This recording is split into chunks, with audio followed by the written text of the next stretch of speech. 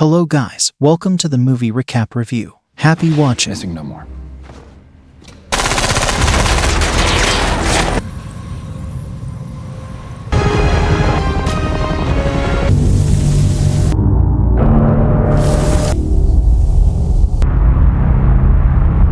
The movie opens with a thrilling scooter chase through the streets of Thailand.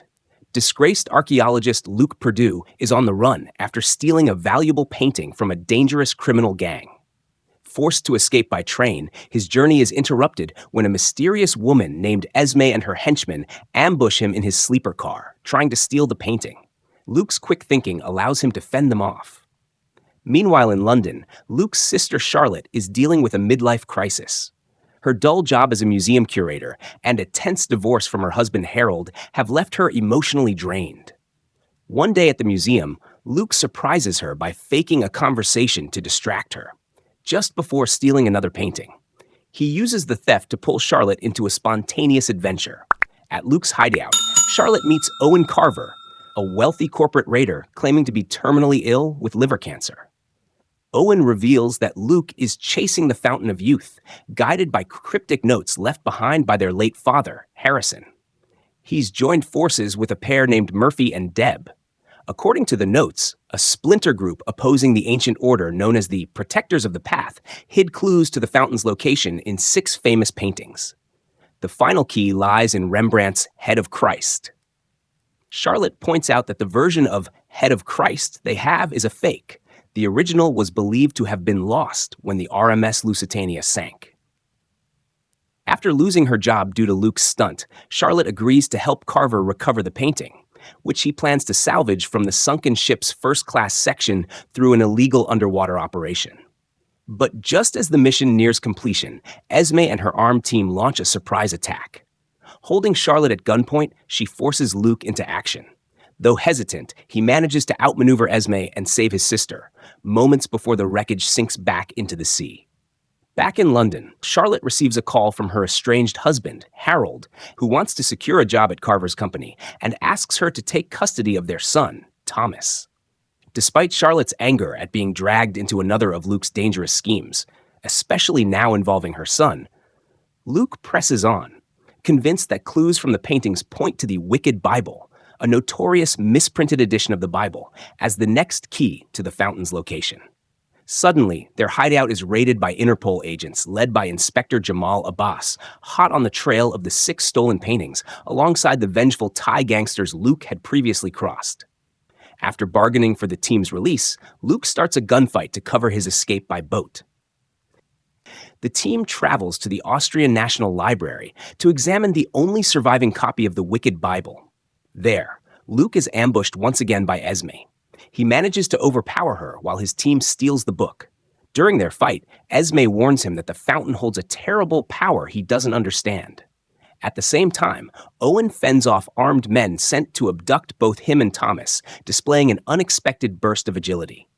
Later, as the group studies the Bible, tensions flare, and Charlotte leaves with Thomas after a heated argument.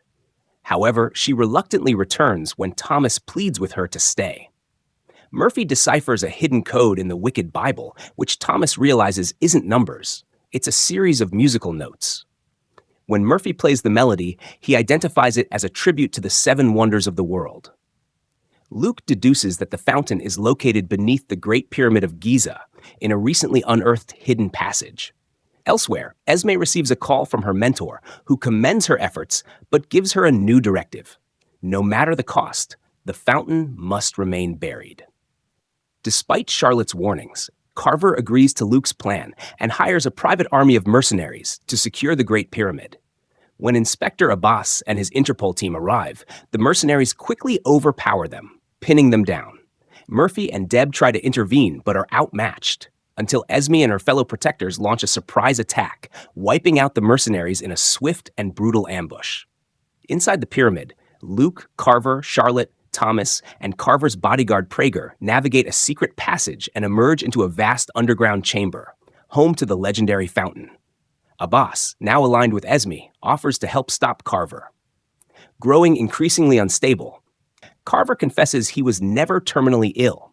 He fabricated his condition to justify his obsession. He demands Luke drink from the fountain and shoots him when he refuses.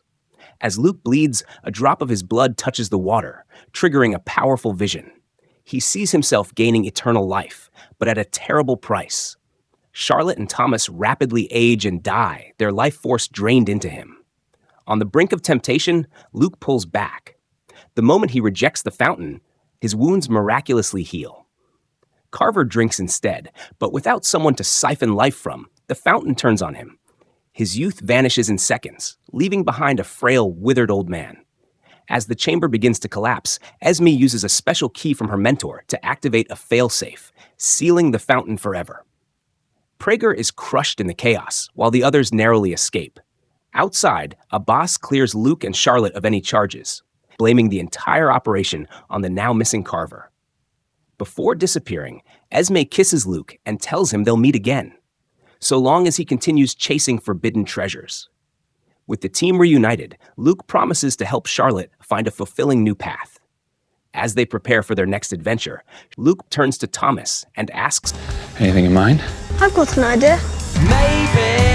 And that's the end of the story. I hope you liked it. Comment down below what movies do you like us to recap next. Thank you for watching.